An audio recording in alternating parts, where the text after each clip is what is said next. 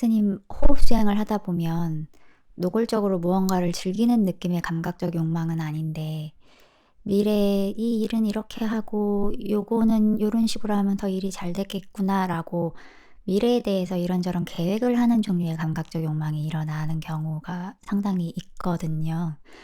근데 그것도 욕망이구나 하고 이제 내려놓다가 어느 순간에 이것도 뭔가 그 일이 되게 중요하고 의미가 있고 그거에 대해서 어떤 종류로 마음을 집착을 하면서 그거를 더 잘되게 만들려는 식의 욕망인데 이런 것조차 다 내려놔져야 진정한 의미에서 마음이 소위 말하는 해탈하겠구나 약간 요런 감각이 좀 생기면서 이게 호흡 수행에서 바른 삼매라는 게 세상의 본질에 대한 이해도가 깊어지면 질수록 이게 진짜 집착할 만한 가치가 없구나라는 지혜가 깊어지면서 마음이 저절로 멀어져서 그래서 마음이 그냥 자연스럽게 고요해져서 호흡에 그냥 하나로 머무는 그런 시기겠구나라는 감각이 조금 더 강해지게 됐습니다. 그러니까 이제 우리가 세상에 대해서 관심이 많으면 많을수록 거기에 대해서 이런저런 생각들이 많이 움직일 거 아니에요.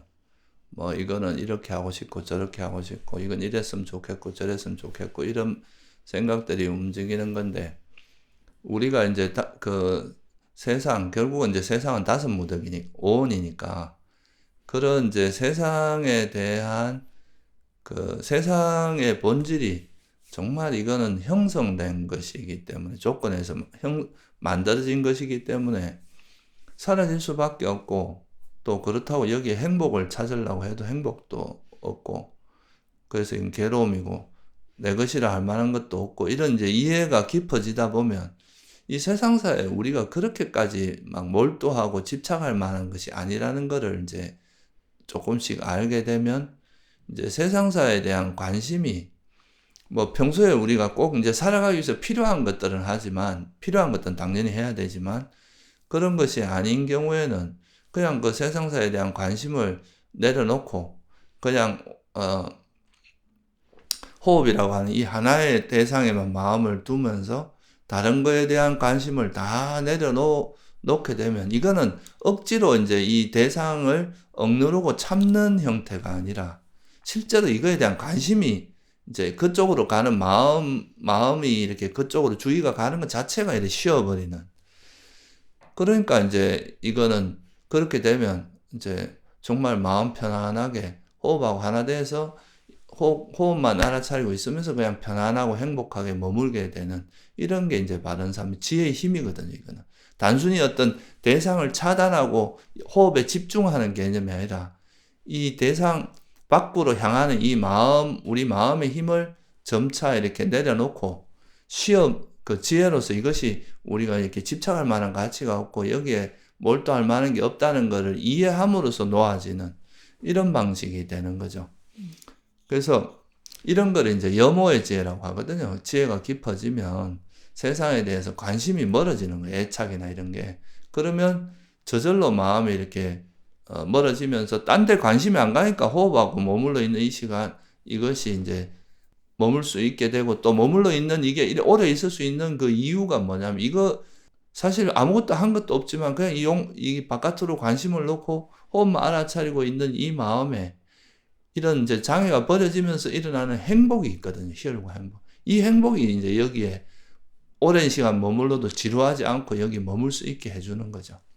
그게 이제 벗어남의 행복이고 그 벗어남의 행복을 통해서 호흡과 하나 돼서 머물면서 가만히 있게 되고 이렇게 다른 쪽으로 나가는 마음을 다른 생각이 움직이는 것을 억지로 참는 게 아니라 이 다른 대상에 대해서 관심이 그거에 대해서 뭔가 우리가 관심을 가질 만한 집착할 만한 대상이 아니라는 그런 염호의 지혜를 기반으로 마음이 쉬어지면서 이렇게 되는 그게 이제 바른 삼매라고 볼 수 있습니다. 이걸 비유를 하자면 나는 이제 바깥에 나가서 막 놀고 싶은데 엄마가 부모님이 밖에 나가면 위험하니까 나가지 마 이래가지고 이제 자기는 나가고 싶은 마음은 여전히 있어요. 밖에 좋은 게 있다고. 근데 그냥 안 나가고 집안에만 있으면은 조금 억지스럽기 때문에 기회만 되면 또 나가려고 할 거 아니에요. 그죠?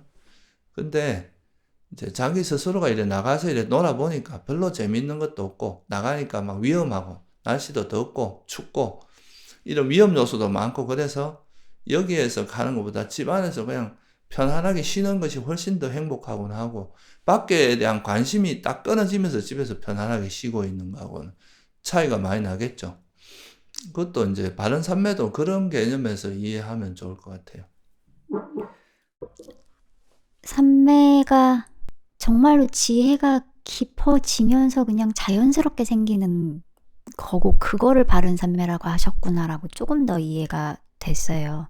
그리고 이제 대놓고 즐기는 감각적 욕망들이나 어떤 성냄들도 그런 거를 성냄이구나, 욕망이구나 열심히 알고 내려놓고, 알고 내려놔도 이렇게 마음이 점차 고요해지고 삼매가 깊어지고 뭐 이런 거기도 한데, 이런 성냄이나 욕망이나 성냄과 과거에 대해서 본 거, 들은 거, 생각한 거 막 이런 거 저런 거 생각하면서 내가 있다는 막 그런 견해를 활성화시키면서 막 번뇌를 일으키는데, 그런 것도 그냥 본 거고 들은 거고 마음일 뿐이고 내게 아니다 라는 지혜가 생기는 게, 화내는 거 가라앉히고 욕망 가라앉히고 이런 거보다 훨씬 강했거든요. 바른 삼매를 개발시키는데. 그러니까 그것도 큰 틀에서 내가 보고 듣고 경험하고 생각하고 했던 게 내가 아니다라는 그 본질에 대한 통찰이 깊어지니까 마음이 저절로 식어서 마음이 고요해지는 거구나, 이제 그렇게 경험을 한 적도 있는데, 이것도 같은 맥락이지 않나 하는 생각을 좀 했습니다. 예, 뭐 그거는 이제 무아이지혜로 세상에 대해서 내 것이 아니다. 내가 나무 것을 가지고 집착할 게 뭐 있느냐. 내 것도 아닌 것을 이렇게 해서 할 수도 있고, 세상에 있는 모든 건 다 형성된 거라서 전 괴로움의 속성이 행복이 없다. 행복이란 비었다.